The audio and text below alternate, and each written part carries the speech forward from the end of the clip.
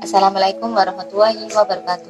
Perkenalkan, nama saya Afridah Mila Salsabila dari MD1 NIM 221103040011. Saya akan menjelaskan beberapa pertanyaan soal ujian akhir semester mata kuliah Peradaban Islam dan Islam Nusantara. Saya akan menjawab 5 pertanyaan ini dengan pemahaman saya sendiri dan dengan secara ringkas. Yang pertama, jelaskan secara singkat masuknya Islam ke Nusantara. Umat Islam di Indonesia merupakan yang terbesar di dunia. Islam masuk ke negeri ini dengan jalan yang damai, sesuai dengan misi Islam, yaitu sebagai agama yang rahmatan lil alamin. Islam masuk ke Nusantara melalui 5 teori.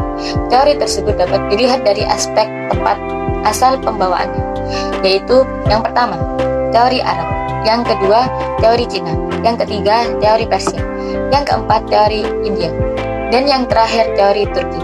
Yang mana penyebaran Islam di Nusantara ini juga mempunyai strategi yang dilakukan melalui jalur perdagangan, jalur dakwah, jalur perkawinan, jalur pendidikan, dan melalui jalur islamisasi kultural, yang mana dibawa oleh tokoh-tokoh sentral penyebaran Islam di Nusantara seperti para ulama Islam Nusantara dan raja atau sultan yang memiliki kerajaan.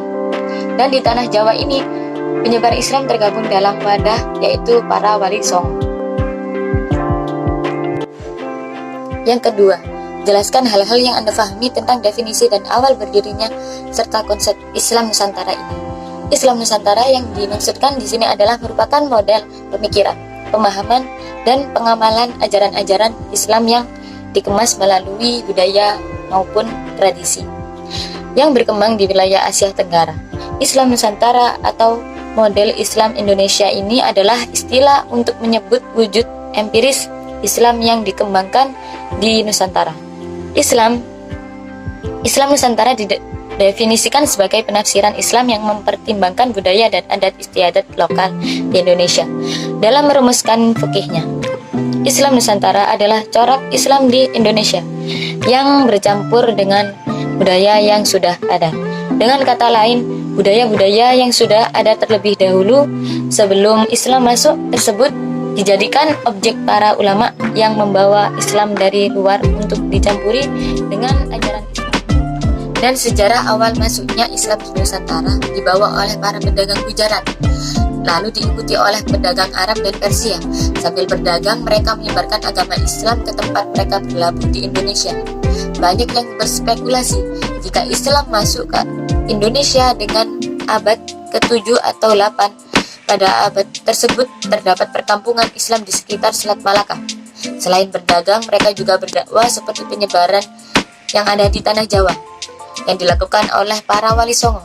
Kalian tahu kan para wali songo? Mereka lah pendakwah dan ulama yang menyebarkan Islam dengan cara pendekatan sosial budaya tersebut. Dan soal yang ketiga, apa saja prinsip Islam Nusantara? Yang pertama, dengan jalur perdagangan. Jalur perdagangan merupakan tahap yang paling awal dalam Islamisasi yang diperkirakan dimulai pada abad ke-7 Masehi dan melibatkan para pedagang Arab, Persia, dan India. Menurut Tompir, sekitar abad ke-7 sampai ke-16 lalu lintas perdagangan yang melalui Indonesia sangat ramai. Dan yang kedua, dengan jalur perkawinan. Jalur perkawinan ini adalah tahap lanjutan dari jalur perdagangan. Para pedagang yang datang lama-kelamaan yang menetap dan terbentuklah perkampungan yang dikenal dengan nama Pekojan.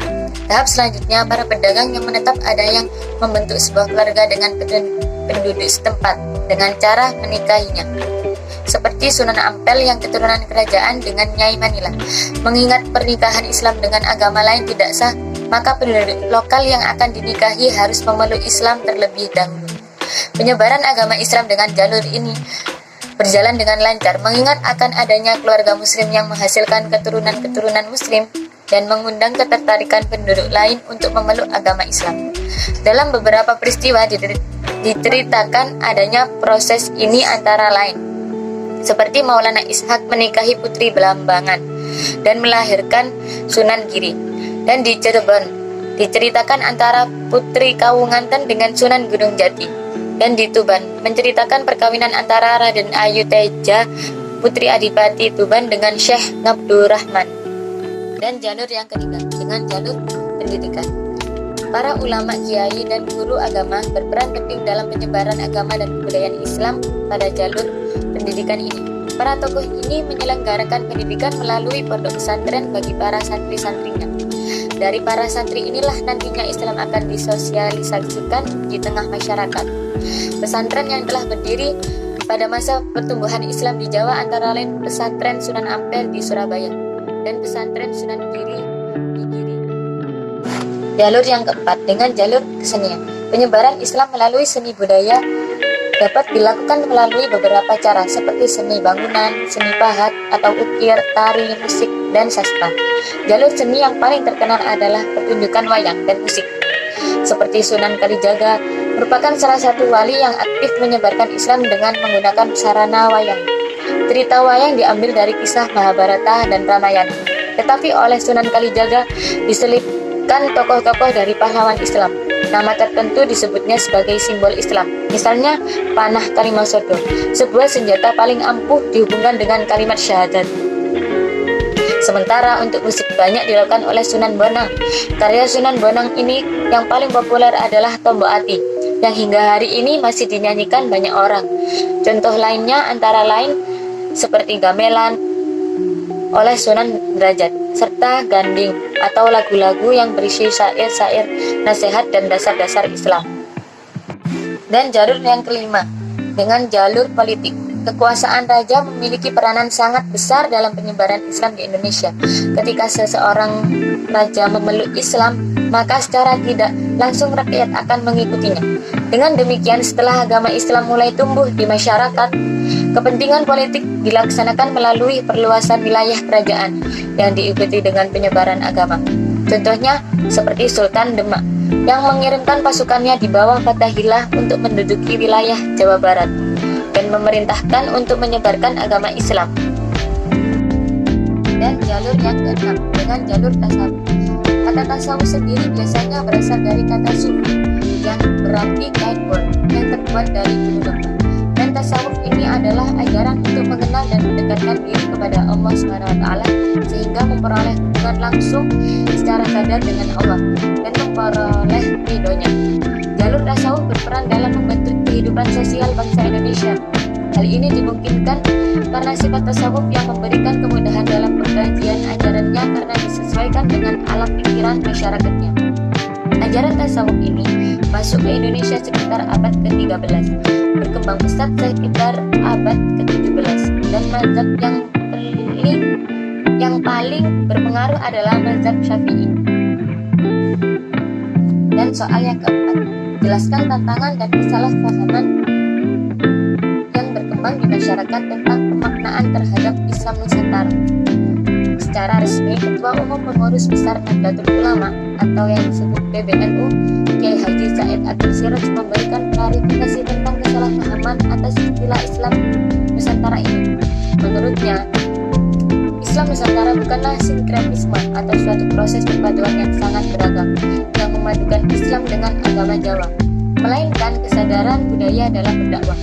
Klarifikasi ini menjadi penting tidak hanya demi gagasan dan penggagasan yakni NU, melainkan bagi masa depan Islam di Indonesia secara umum. Hal ini memang dilematis sebab baik kritikus maupun pendukung belum benar memahami hakikat Islam Nusantara itu sendiri. Akibat sifat gagasan ini yang cepat populer melampaui pematangan ilmiahnya, setidaknya terdapat beberapa kesalahpahaman atas Islam Nusantara tersebut, dan kita sebagai umat Islam yang ada di Nusantara harus pandai memaknai istilah Islam Nusantara ini dan sangat cocok dengan keadaan adat yang di Indonesia. Dan soal yang kelima, sebagai pemuda apa bentuk peran Anda dalam melestarikan dan menjaga Islam Nusantara? Sebagai generasi penerus bangsa, Indonesia harus mempunyai rasa kebanggaan tersendiri, memiliki beragam seni dan budaya yang merupakan aset negara. Maka dari itu generasi muda harus ikut serta melestarikan seni dan budaya dengan menggunakan produk asli buatan Indonesia, misal menggunakan batik dalam berbagai acara resmi, pemuda Islam harus bisa berjuang menegakkan kebenaran di Indonesia. Pemuda Islam zaman now harus juga bisa menjadi cerminan umat yang tangguh dan bisa memajukan pembangunan Indonesia dengan akhlak yang diajarkan Rasulullah dan ulama-ulama Islam Nusantara yang terdahulu. Sekian penjelasan dari saya. Kurang lebihnya mungkin ada yang kurang karena saya sendiri juga masih belajar dengan pemaknaan Islam Nusantara itu sendiri. Jadi mohon dimaklumi. Assalamualaikum warahmatullahi wabarakatuh.